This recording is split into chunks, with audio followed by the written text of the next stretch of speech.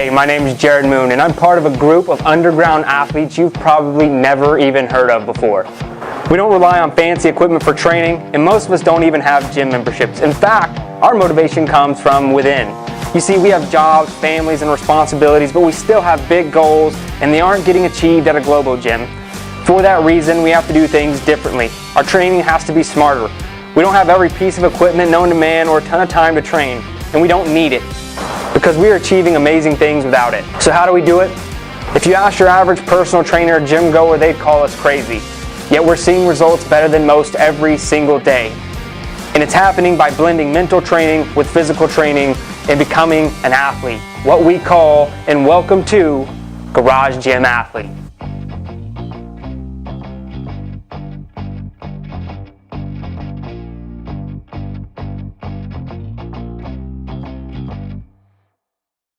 Nick, what's up? Not much, man. Welcome to the Garage Gym Athlete podcast. Thanks. So I'm going to call it out. This is the first in-person, and I'm super pumped to have you doing it in person, man. But we're here in your garage in Justin, Texas, and dude, that's right, man. Loving the setup. Yeah, thanks. Pretty. It is what it is. It's an Gets all the right job place. done, right? Yeah. It's big enough to have another person in here, and yeah, like you said, gets the job done. Yeah, it's awesome. So Nick and I have been doing some Meet Yourself Saturdays together. I'm sure you'll be around for some more. We're only about 20 minutes apart, so no excuse not to. But let's dive into it, man. Well, let's just get some background on you first. So, what you do for a living, how you train, what you're interested in. That way we get to know you, and then we'll kind of talk about the garage gym stuff. Yeah. So I work as a civil engineer at a firm just down the road, and so I sit behind a desk all day long, 8 hours a day, typing on the keyboard, clicking the mouse. And so you said job, and what else? What are your hobbies other than fitness? I mean, right now it's kids. Yeah. Kid, single yeah. kid. We just had our first kid, so that's taking up all the time. And congrats. Thanks, man. Thanks. It's been awesome. Today's his first day in daycare. So his mom went back to work today. So it's been an emotional day. Yeah, I bet, man. So yeah, he's pretty much it right now. Before him, my wife's super into triathlon. You can she's Ironman and all that stuff. So, sorry, the flag. I saw the there. car too on the outside. Yeah, It's got all the stuff on the back. Yeah. Those are her stickers. Yeah. Not mine. So, she kind of got me into that. And, I mean, I've done some obstacle course races, stuff like that, mountain biking, snowboarding, all that stuff, just whatever, outdoor stuff. And, That's awesome, dude. So, what happened? How long have you been working out? Let's just say fitness in general, kind of your training history. I mean, probably like almost everybody, right? Like most of my life, or most of, at least since high school. So started playing football in high school, and probably I actually like the workouts more than I did football itself. I'm the same way, man. I always enjoyed the training more than the sport. Yeah. So then lacrosse in college, and that was a lot more fun. Yeah. I enjoyed that a lot more. And I just kind of stuck with it a little bit.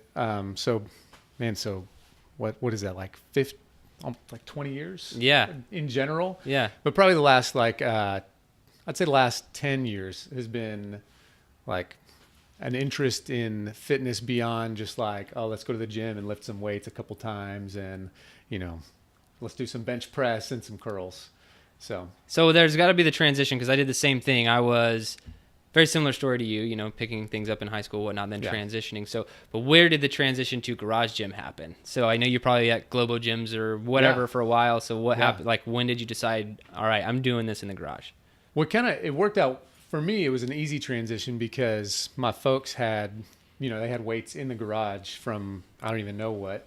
And so when I was in college, I would come home, and I was a garage gym athlete in college when I wasn't at school. So, so I was never opposed to it. It wasn't like a new idea for me to do garage gym athlete, but, when would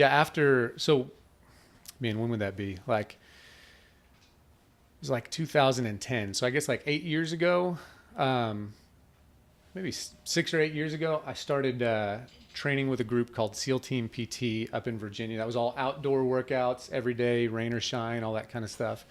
And so that was kind of for me, that was a break into more than just like Globo Gym Fit. Like I'm going to go to the gym and get fit.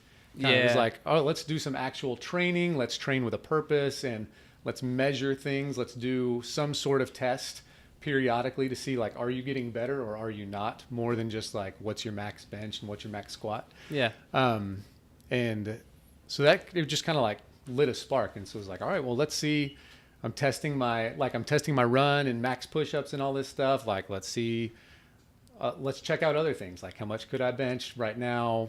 Not like maybe for reps, not just a 1 rep max or something like that. So a little more functional. Yeah. And then we, so moved back here to Texas, met my wife, and we were still going to gyms and doing some like online programming, tried CrossFit for a little while. And then when we knew we were going to move out to Justin, it was like, dude, I'm going to have to drive a half hour to get to a CrossFit gym. Right. So like, and I actually found just before that, I found one man, one barbell. And okay, awesome. I was like, yeah, I was intrigued by what I was reading, like through blogs and stuff like that. So I was like, all right, I feel like this is the thing that's missing from a lot of the stuff that I'm doing. I'm getting a lot of, like at CrossFit, getting a lot of conditioning work. But from exposure to some other online programming, I'm like, dude, I know there's this other strength portion that I'm missing out of the whole picture. So, one man, one barbell, and it's like, all right, well, let's start a garage gym. That way I don't have to drive 30 minutes to get to the gym, and whatever else I do, that'll be great. And we'll just get some weights and start trying to lift heavy if I can. That's awesome. And so out of curiosity, what brought you to Justin? Family or a job or what was it? No, dude, it was just the housing market. In Okay, DFW. Like so my wife and I got married in 2015, January 2015. And, we were living in 2 different places. Like I was living in downtown Fort Worth. She was living in Flower Mound, which was like half an hour away, without traffic. Right. Mm-hmm.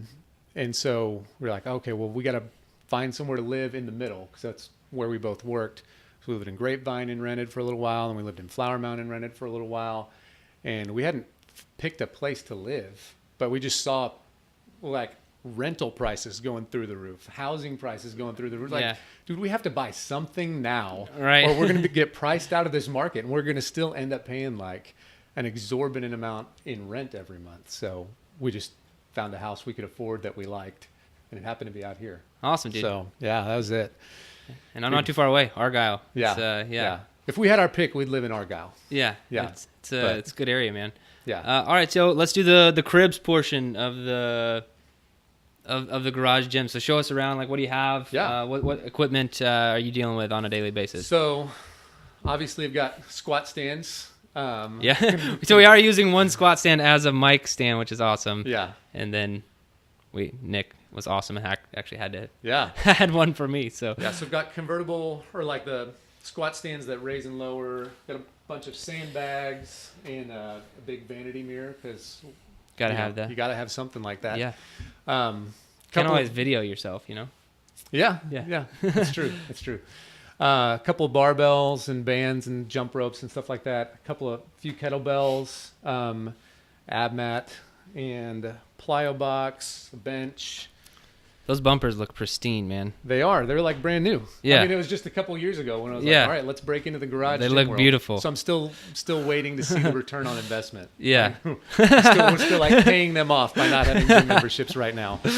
Yeah. So a decent amount of bumpers, and like you said the other day, you got your first set of clips when you ordered your when you got first reverse hyper. Yeah. Yeah. So I'm not.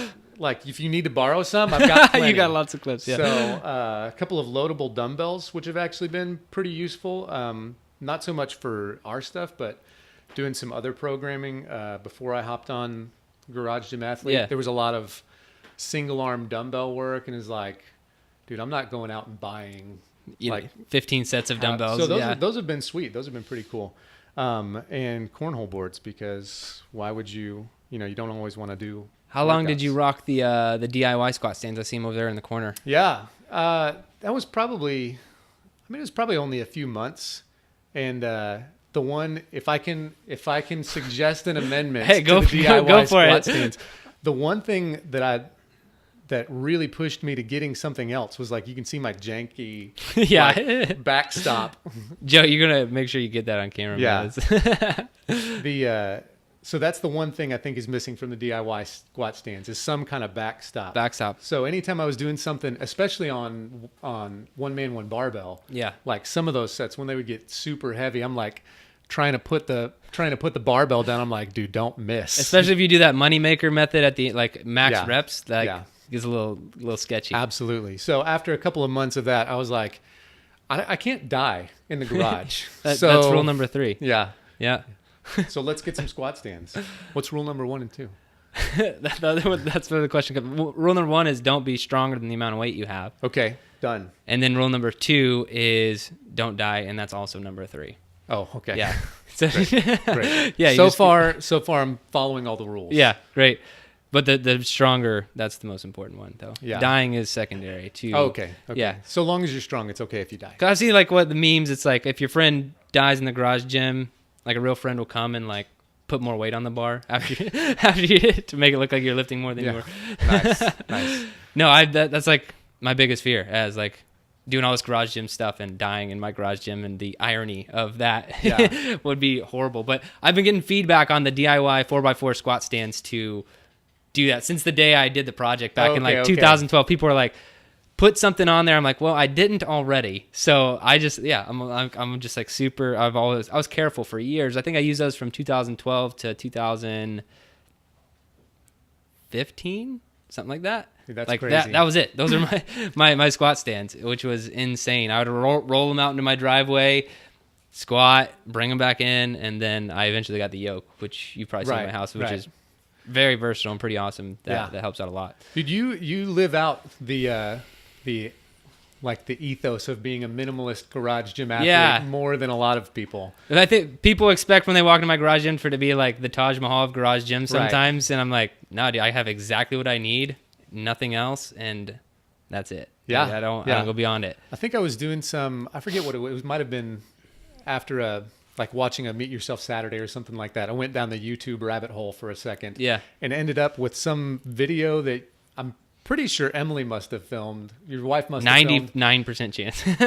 in your garage somewhere.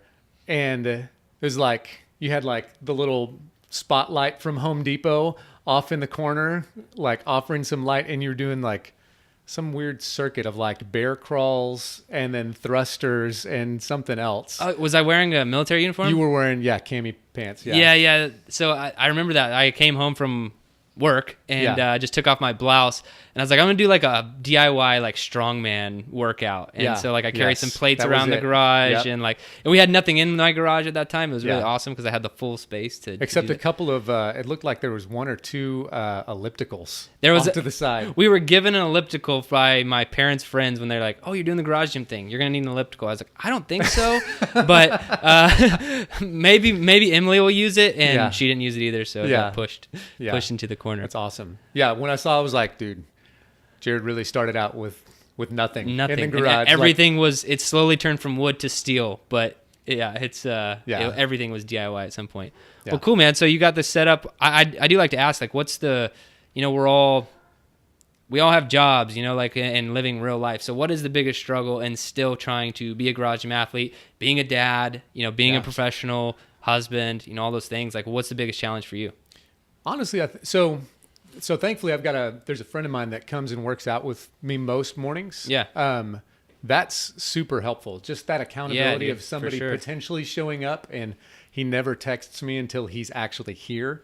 So it's like, that's even better. Yeah. It's like 5 in the morning. I'm like, do I stay asleep or do I get up? And then, I'm already up, and I'm like, dude, it's 5:15. Where are you at? He's like, oh, I slept in. I'm like, well, I'm already up. Yeah. I guess I might as well work out. So, that before he and I started working out together, that was probably the biggest struggle, is like making it into the schedule, like not sleeping in, and then finding out like later on, like, oh, hey, thanks for cooking dinner. I got to go work out right now so I can get this in. Like, well, what about me? I'm just going to stay here. Like, you get to go work out. I have to sit here and cook dinner. Yeah. Like, So throwing kids into the mix makes that a little bit harder too. It's but honestly, it's actually kind of made it easier because now I know, like, for sure, with having a kid, it's like I'm working out in the morning, or maybe if we have a lot of running to do, maybe I can do the running at lunchtime.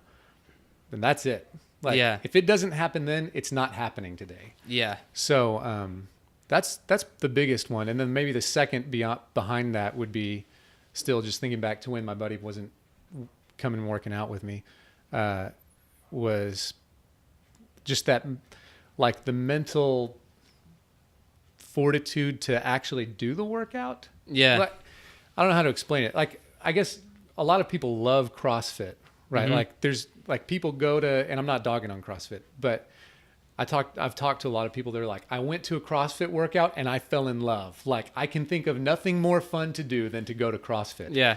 And for me, that's not the case. Like, that was the case with SEAL Team PT. Like, we're outside, we're running around, we're like carrying people, and it's obviously not the same kind of workout. But for me, doing Metcons that are, like 21-15-9 over and over and over for the next 15 minutes. I guess you don't do that right. It's typically 21-15-9. Yeah. Whatever. However long it takes. Though, yeah. But doing repetitive cycles of exercises inside for me is just tough mentally. Like, I have a hard time getting myself to the point of like, all right, do I really want to do this double under ladder? Is something going on inside? I thought I heard, I think the dogs need to go out, So that's probably the biggest struggle for me, honestly. Yeah. But again, having somebody here, it's like, he's a guy that loves CrossFit. So he's like, all right, I'm ready to do the Met. Kind of like, all right, cool. I guess we'll do it. Yeah. All right, man. So, and that gets probably worse with weather. I know, like, staying in bed when it's a little bit colder, but we don't get the worst winters here. No. So weather-wise, you love Texas, hate Texas? What's your take? I don't know, man. I don't know. It's the summer can be brutal, but I mean, I don't mind it. So I just want to get your opinion on it. Like, I think it's a little bit of both. Like, I was a little bit of jealous whenever you moved out to North Carolina for a little while. Forever jealous of Joe. Out in it's California. Temporary. Yeah. Was that right? Okay. So we'll get him to Texas. Yeah. You're always welcome, man. You're always welcome. Just make sure if you're gonna wear boots, make sure your pants are long enough. That's the caveat. I can't wear them with my Daisy Dukes. You can do that, but you can't wear pants that are too short. You can wear shorts that are too short, just not pants. Just ask Lyle Lovett about it. He'll tell you all about it. I think for the most part I enjoy it because the winters aren't too bad, like you said, and but dude, summer can just get so brutal. Yeah. So, but apparently there's a training benefit to that. So I feel like a wuss if I hypothermic training. Yeah. Like, I feel like a wuss if I say it's too tough. Well, it's good, man. But I realized about myself when I did go to North Carolina when there's like 12 inches of snow, which apparently was unseasonable, but like it was. I do so much better in the heat. Like, I can handle, like, okay, let it be 120 degrees and I'll just like move a little bit slower, but still get the work done. Sure. But cold. Like, going into a garage that's 15 degrees and like you get warm, but still it's just like it was so much more. And it's probably because I've lived in Texas like 20 something years, but I'm just accustomed to it.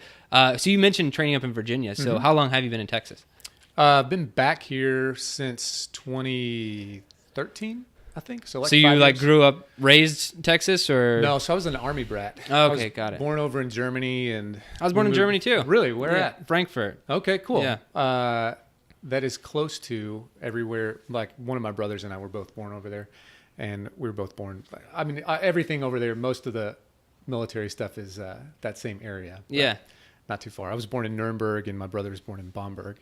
But so we kind of grew up all over the U.S. But family was down in Houston. Like, our extended family was down here, and then my folks settled in Fort Worth. Like, I guess it's almost 20 years ago. So like, I finished high school there, went to college down here, and then after college moved up to Virginia for a little while, and then came back. So cool. Yeah.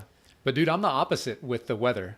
Like, the wintertime, even like working out outside, like knee deep snow, I'm like, when there's that much snow on the ground, like, I know I'm not moving fast. Yeah. But yeah, like give me icicles on my beard and frozen hair. Like that's totally fine because I can always warm up. Yeah. Like you can't cool down at some point. Well, it's interesting. You're talking about the benefits of hyperthermic training. And so what happens, and I've seen it happen just because I actually track all my metrics and everything. Yeah. It happened when I did Murph for a year too, is Right.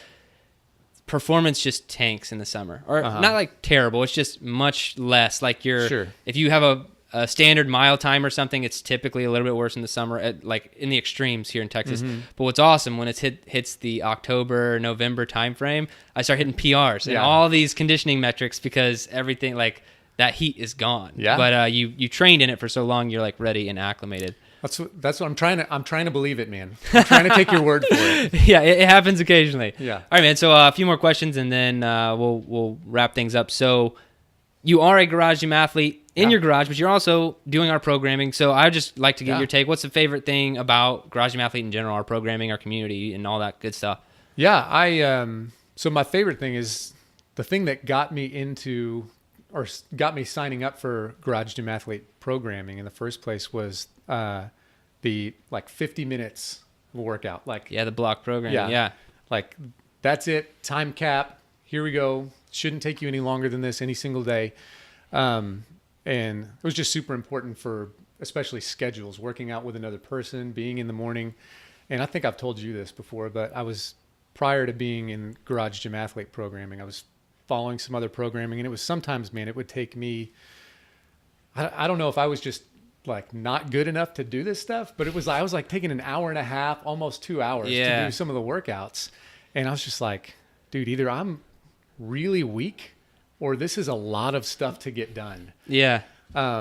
So, and actually that same company came out with I guess they were getting a lot of the same feedback. So right after I signed up for Garage Gym Athlete, they came out with a 30-minute or hour long? 60 minute. Yeah. I was like, you'll get out of the gym in 60 minutes. I was like, all right, well, too late, guys. Already switched over. So that, and honestly, the way that the workouts are delivered through the Team Builder app, is that it's like Team Builder does a great job. It's super, they have a great interface. Yeah. It's super user friendly, and I kind of like that it's not all a cycle dumped all at once. Yeah. That it's delivered weekly, so there's no chance to like, I don't know, get psyched out. Yeah. Well, I just kind of noticed with myself because I've downloaded tons of programs. Like when you can like look ahead and when you can see the whole program, it's kind of like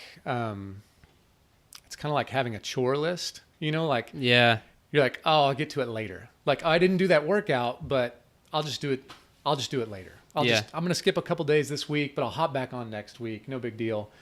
Whereas this and doing the green dot challenge and all of that, like, there's a lot more, I think there's a little bit more accountability. Like after this week, there's new workouts, you know, and they're not, I don't know, because they're not sitting there in a packet of workouts. It's like, all right, well, that's last week's workout. I'm going to do this week's workouts now. So if I miss it, I don't get to do it. Yeah, that's what people always ask. Like, what do I do if I miss some workouts?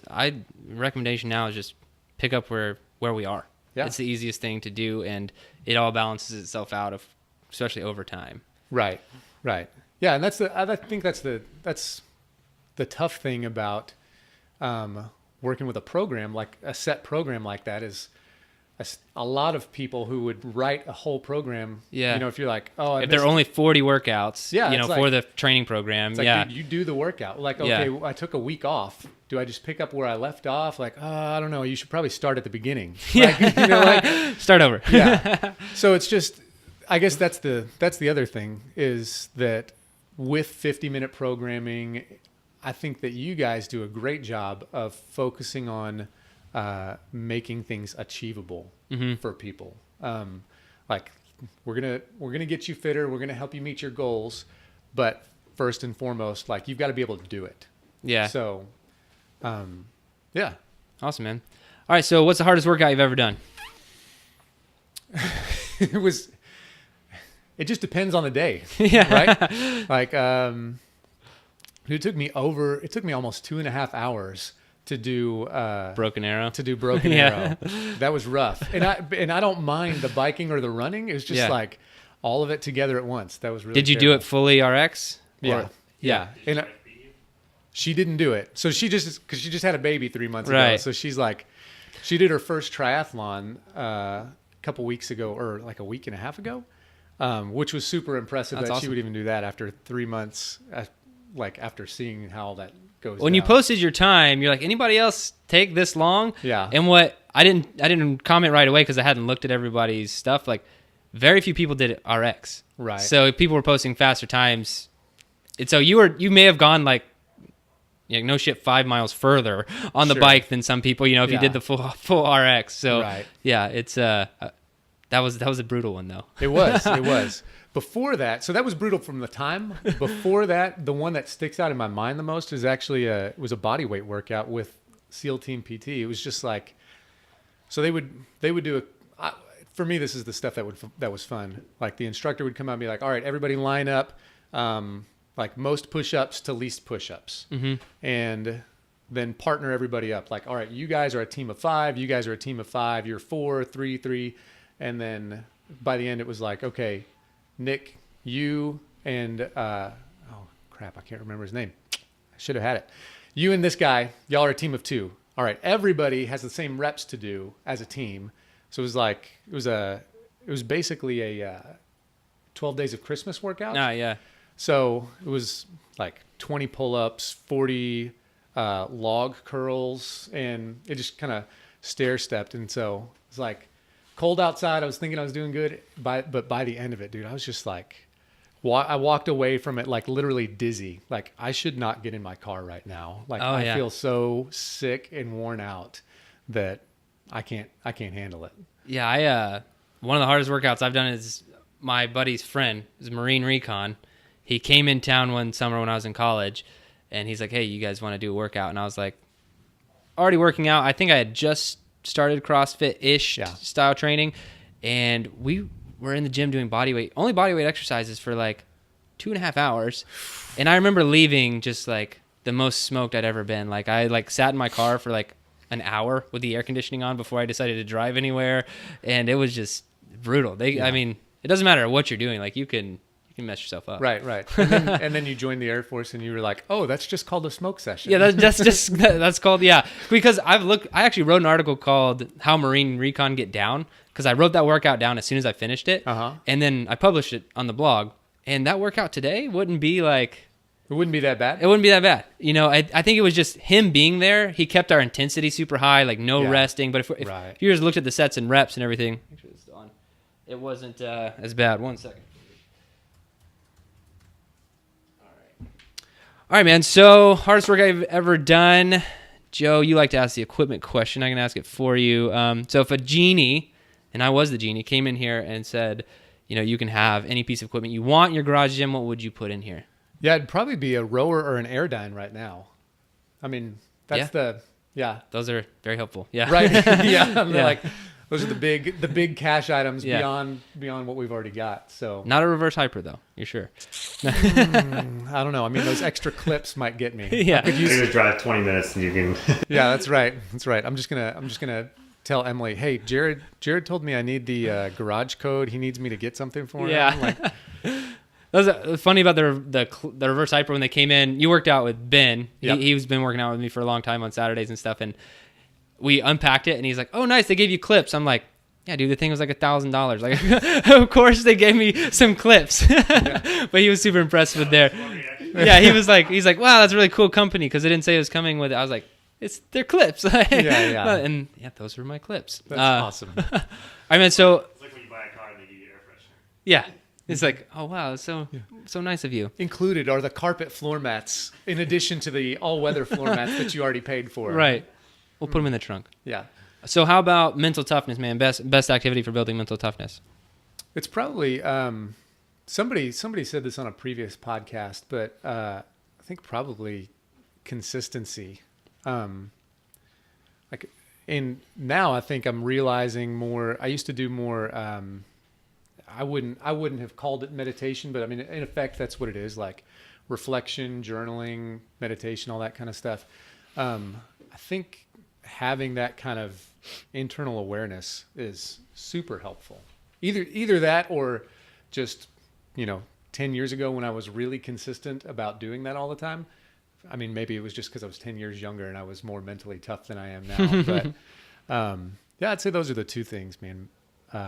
Consistency, like getting out here and doing something even when you don't feel like it, or like doing like, hey, I've got these chores to do, just do them. Like don't overthink it and put them off. Like don't procrastinate, just do the stuff. That's probably the biggest one. Yeah, it's hard to, on a daily basis, your entire life. That's where it gets. Yeah. I think that's where parenting gets the hardest. People who don't have kids can't understand that. I think sometimes is like, if you watch a kid for a while or you babysit someone, there's an end to that. Even if it's your nephew and you have him for a week, it's like there's an end. So you're fine. With a kid, that's forever. Or it's a very, very long time, really. Yeah, like right. That you will always be needing to make sure that they're, developing and doing well and all this stuff. Parenting is like mental toughness, like defined to me sometimes. Yeah. Yeah. You got to always be, you can't, well, I mean, you can have off days as a dad, right? Yeah. But you got to own up to it. Yeah. I think from the folks that we've seen that we have relationships with who I feel like parent well, those are the lessons that I'm like, dude, I got a lot to learn. Like, I hope that I can do this as well as you're doing it right now, where you're, being consistent and being patient. And then when you're not, because you're like, all I want is 5 minutes, like, leave me alone. Then coming back and being like, hey, buddy, like, I love you. I'm sorry. That was wrong of me to, whatever. Like, like, oh, that's so mature. Hope I can be like that. Yeah. So we'll find out. We got a couple years before that happens. But. Yeah, dude. All right, man. Last question of the show. A lot of garage gym athletes listening, watching, whatever they're doing. What would your best advice for them be? Man, I don't honestly know. I don't think I have any advice for garage gym athletes. Yeah, get out there and do it. Tony G's advice, is probably the most impactful for me. Of like, just because he's a dude, right? Who's like obviously got a very high level of fitness. Yeah, he's up there, man. So you're like, all right, I should probably listen to the stuff you say, and you're not making any money off of this that I know about. Yeah. So unless you're slip them some money, unless you're giving him some cash under the table. But just like being consistent and doing, even if you can't do the full workout, doing some of it every day. I mean, like, so I think I took that to heart, and it's made a big difference just in terms of like that mental toughness piece, and kind of helping to mitigate the hardest thing about being a garage gym athlete, which is that consistency or schedule or whatever. Just telling yourself like, all right, get up, and I know that Justin's not showing up today, so I'm still going to get up and at least do some of it. And then by the time you get in the garage, you're like, all right, well, I have this checklist of all the stuff that's in the workout for today. I can't not check the buttons. Like, right. I've got to do it all. So yeah, just getting out here and doing some of it at least every day, whatever you've got the time for. Yeah, I think that's good advice. Awesome, man. Can people find you on Instagram? You can. You know your handle? Yeah, it's at DuBose, which... All right. Yeah. You will find it. And if you want to find us, we're at Garage Gym Athlete on Instagram, at EO3Fit, and check anything else we're doing at GarageGymAthlete.com, man. It's been a blast. Thank you so much for being on the podcast. Absolutely. Dude. Thanks, Jared. Yeah. It's fun, man.